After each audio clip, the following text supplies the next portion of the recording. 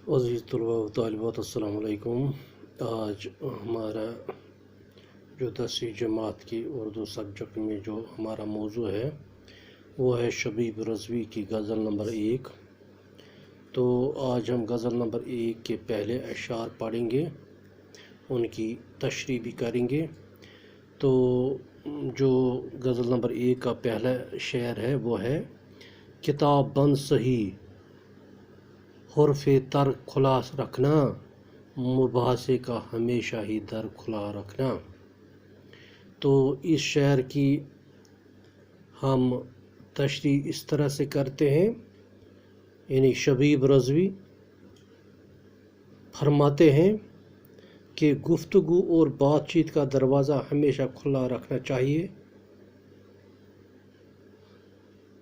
क्योंकि खामोश रहने और कुछ न बोलने से दिलों के इख्तिलाफात और खदशात मज़ीद बढ़ते रहते हैं। यानी अगर से किसी से नाराज़गी हो तो बातचीत जारी रखनी चाहिए, उसके साथ मुबाहिसा जारी रखना चाहिए। इससे दिलों के जो इख्तिलाफात हैं और खदशात हैं वो मज़ीद बढ़ने से रुकते हैं, यानी मज़ीद नहीं बढ़ते।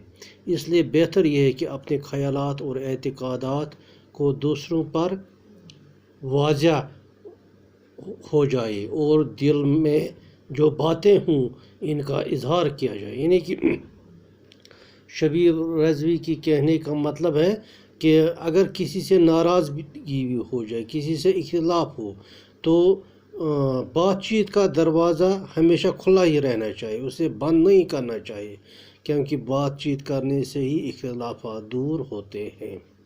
इसी तरह दूसरा शेर है, सुकुवते शब से भी उकता के लौट सकता हूँ, मैं कह के आया हूँ बच्चों से घर खुला रखना।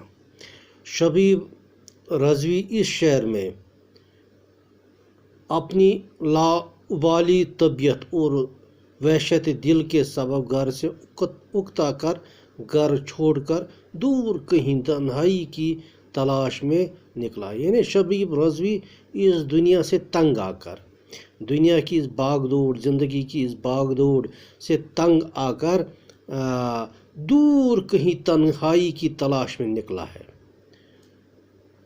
लेकिन क्या मालूम कि रात की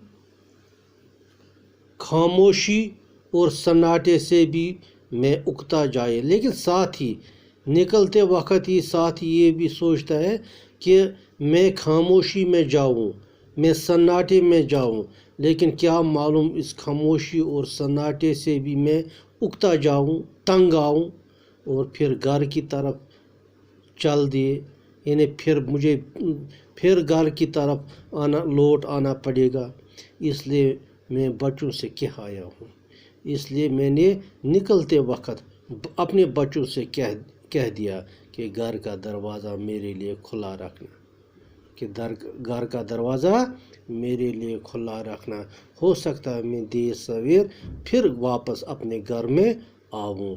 इस सिलसिले में अपने घर का दरवाज़ा खुला ही रखना। इसके बाद जो तीसरा शेर है वो है, हमारी शर्त की हम पर हो साया रहमत, तुम्हारी ज़िद है कि कोफे में सर खुला रखना।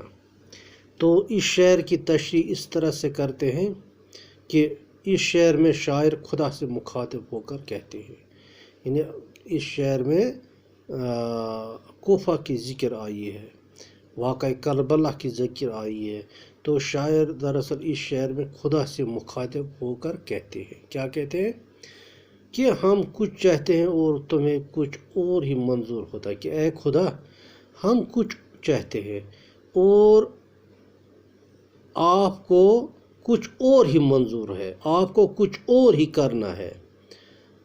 हम तुमसे साया रहमत की उम्मीद रखते हैं, ऐ खुदा हम तुम्हें रहमत के साये की उम्मीद रखते हैं और तुम कोफा में हमें खुला सर रखने पर मजबूर करते, और आप वहाँ से आप हमें खुला सर रखने पर मजबूर करते हैं। यानी आप کوفہ میں مجبور کرتے ہیں ہمیں کہ آپ کھلا ہی سر رکھو، ہم آپ سے رحمت کے امیدوار تھے۔ اس شعر میں واقعہ کربلا کی طرف اشارہ، یعنی کہ اس شعر میں شاعر واقعہ کربلا کی طرف اشارہ کرتا ہے۔ کوفہ وہی شہر ہے جہاں امام حسین رضی اللہ تعالیٰ عنہ کی ہمشیرہ حضرت زینب رضی اللہ تعالیٰ عنہ کو یزید نے ننگے سر چلنے پر مجبور کیا گیا تھا۔ کیوں؟ یعنی شاعر کے کہنے کے مطلب یہ ہے اس شعر میں کہ کیوں اللہ تعالیٰ نے ہمیں ننگے سر چلنے پر مجبور کیا ہے، کیونکہ کوفے کے شہر میں امام حسین رضی اللہ تعالیٰ عنہ کی ہمشیرہ حضرت زینب رضی اللہ تعالیٰ عنہ کو یزید نے ننگے سر چلنے پر مجبور کیا تھا۔